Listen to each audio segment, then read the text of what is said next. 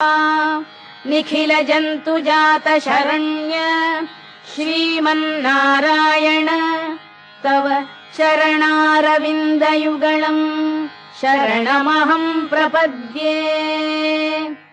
एवम् अवस्थितस्यापि अर्थित्वमात्रेण परमकारुणिको भगवान् स्वानुभवप्रीत्या उपनीतैकान्तिकात्यन्तिक नित्यकैङ्कर्यैकरतिरूप नित्यदास्यम् दास्यतीति विश्वासपूर्वकम् भगवन्तम् नित्यकिङ्करताम् प्रार्थये। तवानुभूति सम्भूत प्रीतिकारितदासता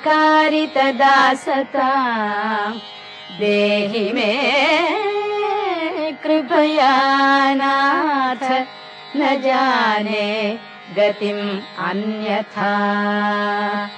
सर्वावस्थोचिता शेषशेषतैकरतिस्तव भवेयम् पुण्डरीकाक्ष त्वमेव एवम् कुरुष्व माम्।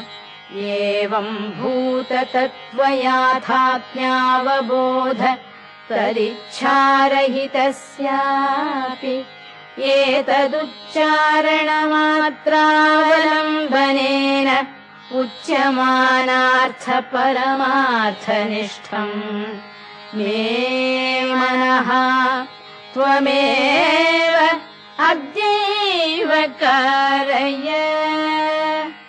अपार करुणाम्बुधे अनालोचित विशेषाशेषलोकशरण्य प्रणतार्तिहर आश्रितवात्सल्यैकमहोदधे अनवरत विदित निखिल भूत जातयाथात्म्य सत्यकाम सत्यसङ्कल्प आपत्सख